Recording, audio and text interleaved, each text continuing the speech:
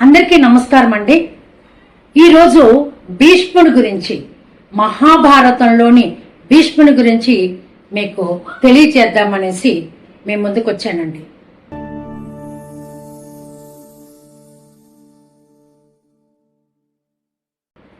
భీష్ముడు ఈయనకి దేవవ్రతుడు అని కూడా పేరు ఉంది. భీష్ముడికి దేవవ్రతుడు అని కూడా పేరు ఉంది. తండ్రి అయిన శంత మహారాజుకి గంగాదేవికి అష్టమ సంతానముగా, అంటే 8వ సంతానంగా ఈ యొక్క దేవవ్రతుడు జన్మించాడు. మహాభారతంలోనే అతి శక్తిమంతుడు, కురు వంశానికి పెద్ద దిక్కు ఈ యొక్క భీష్ముడు.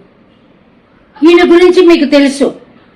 తండ్రి సంతోషం కోసం బ్రహ్మచర్య వ్రతాన్ని తీసుకున్నాడు. అంతేకాకుండా మీ యొక్క హస్తినాపుర సింహాసనం నేను అధిరోహించను అని తెలియపరిచాడు. అలా ప్రతిజ్ఞ చేశాడు. కాబట్టి ఈయన చేసిన భీషణ ప్రతిజ్ఞ వల్లనే ఇతనికి భీష్ముడు అనే పేరు వచ్చింది. ఈయన ఎంత గొప్పవాడండి. ధర్మశాస్త్రాలన్నీ తెలిసినవాడు, రాజనీతులు తెలిసినవాడు. ఈయన కురుక్షేత్ర యుద్ధంలో ధర్మరాజు ఈ యొక్క భీష్ముడి దగ్గరికి వచ్చి అనేక రకాలైన రాజనీతులు, ధర్మశాస్త్ర విషయాలని అనేకం నేర్చుకొని వెళ్ళాడండి. యుద్ధ సమయంలోనే, కురుక్షేత్ర యుద్ధ సమయంలోనే కౌరవులకి సైన్యాధిపతిగా ఉన్నాడు, యుద్ధం చేశాడు. దుర్యోధనుడు ఒకరోజు చాలా కోపంతో ఈ యొక్క భీష్ముడి దగ్గరికి వచ్చాడండి. వచ్చి, నువ్వు పాండవ పక్షపాతివి, కావాలనే నువ్వు పాండవులని యుద్ధంలో సరిగా ఓడించకుండా నువ్వు ఈ విధంగా వదిలేశావు అనగానే ఈయనేమీ బాధపడలేదండి. మహానుభావులు కదండి, వాళ్ళు ఎప్పుడూ కూడా ఏ విషయాలకి బాధపడరు, ధర్మం వైపే ఉంటారు. ఆ విధంగా ఆ యొక్క దుర్యోధనుని చేతిలో పాండవులని చంపటానికి బంగారపు బాణాలని, తన తపశక్తితో బంగారపు బాణాలను 5 రెడీ చేసి, ఈ 5 పట్టుకొని రేపు యుద్ధం చెయ్యి. డెఫినెట్ గా ప్రతి బాణము కూడా ఈ యొక్క పాండవుల 5గురిని, ఒక్కొక్క బాణం ఒక్కొక్క ధర్మరాజుని, భీముణ్ణి, అర్జున్ని, నకుణ్ణి, సహదేవుణ్ణి చంపేస్తాయి అని చెప్పగానే చాలా సంతోషంతో వెళ్ళాడండి. ఇంతకు ముందు దుర్యోధనుడికి ఒకానొక సమయంలో సహాయం చేసినందుకు గాను అర్జునుడికి దుర్యోధనుడు ప్రామిస్ చేశాడు, ఏం కావాలో కోరుకో, నాకు ఈ ఆపదలు నువ్వు కాపాడావు కాబట్టి ఏం కావాలో కోరుకో అన్నాడు.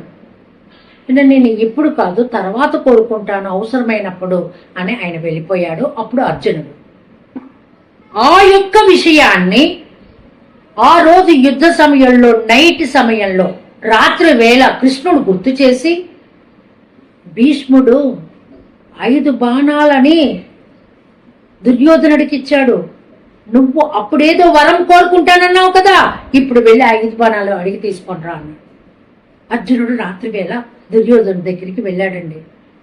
ఏంటి ఈ సమయంలో వచ్చావు అర్జున అని అడిగితే, నువ్వు లోగడే నాకు ఒక ప్రామిస్ చేసావు, నువ్వేం కావాలో కోరుకోమన్నావు కదా, ఈనాడు అది నాకు గుర్తొచ్చి నీ దగ్గరికి వచ్చాను అన్నాడు.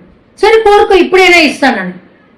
భీష్మ పితామహుడు, మహానుభావుడైన భీష్మ పితామహుడు నీకు 5 బాణాలు ఇచ్చాడు, ఆ 5 బాణాలని, బంగారపు బాణాలని అది నాకు ఇచ్చేసాయి అన్నాడు.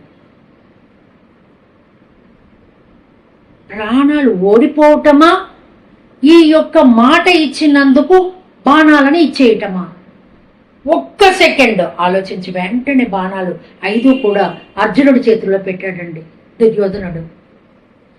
మరల పరిగెత్తుకుంటూ మరనాడు భీష్ముడి దగ్గరికి వచ్చి చెప్పాడు కదా, యుద్ధానికి నేను బయలుదేరుతున్నాను, ఇంకొక 5 బాణాలు నాకు ఇవ్వు అని. అప్పుడు దానికి భీష్ముడు, దుర్యోధన, నా తపశక్తి మొత్తం ధారపోసి తయారు చేసినవే ఆ యొక్క 5 బాణాలు. వాటిలో ఆ యొక్క పాండవులను చంపే శక్తి వాటిల్లో ఉంది. నేనా పెద్దవాడిని, ఇప్పుడా తపస్సు చేసుకుంటే టైం లేదు, ఇది సమయము కూడా కాదు, నేనేమి చేయగలను అన్నాడు. నువ్వే చేజేతులారా నీ యొక్క ప్రాణాలను వాళ్ళ చేతుల్లో పెట్టావు, వాళ్ళ ప్రాణాలను ఆ విధంగా నువ్వు కాపాడావు అన్నాడు. చూశారండి, ధర్మం ఎప్పుడూ కూడా రక్షించబడుతుంది. ఏ విధంగా రక్షించబడుతుందో చెప్పలేం. యతో ధర్మ తతః జయః. ఎక్కడ ధర్మం ఉంటే జయం అక్కడే ఉంటుంది. దేవుడు కూడా ఆ మార్గంలోనే ఉంటాడు. శ్రీకృష్ణుడు అందుకనే ధర్మం కోసమనే ఆ పాండవులకి వేపు పక్షాన ఉండి ఈ విధంగా కురుక్షేత్రాన్ని నడిపించాడు. కాబట్టి ధర్మం ఎప్పుడూ కూడా జయించబడుతూనే ఉంటుంది. భీష్మ పితామహుడు లాంటి మహానుభావులు ఉన్నా కూడా ధర్మం జయించబడింది. ఆయన ఆ విధంగా అధర్మం అని తెలుసుకొని కూడా వీరి పక్షాన ఉన్నారు అంటే దానికి కారణాలన్నీ కూడా మనకి తెలుసు. భీష్ముడు మాత్రం సామాన్యుడు కాదండి. యుద్ధ సమయంలో ఆ యొక్క శిఖండిని అడ్డం పెట్టుకొని అర్జునుడు బాణాల వర్షం కురిపించినప్పుడు తాను పడిపోయి ఆ బాణాల మీద అంపశయ్య మీదే పడుకొని ఉంటాడండి. ఎప్పటిదాకా అలాగా?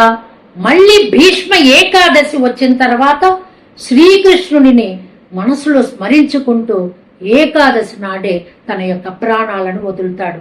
అతనికి అటువంటి వరం ఉంది. తండ్రి వలన ఆ వరాన్ని ఎప్పుడు మరణం కావాలంటే అప్పుడు తీసుకోవచ్చు అనే వరము తండ్రి వలన వచ్చింది. అందుకని అంపశయ్య మీదే ఉండి భీష్మ ఏకాదశి నాడు తన మరణాన్ని తనే కోరి తెచ్చుకున్నాడండి. అంతటి గొప్పవాడు భీష్ముడు. భీష్మ పితామహునికి ధన్యవాదములు తెలియజేస్తూ ఇటువంటి మహానుభావులు ఉండబట్టే అప్పుడు కూడా ధర్మం రక్షించబడిందండి. ధర్మో రక్షతి రక్షితః. సర్వే జనా సుఖినో భవంతు. స్వస్తి.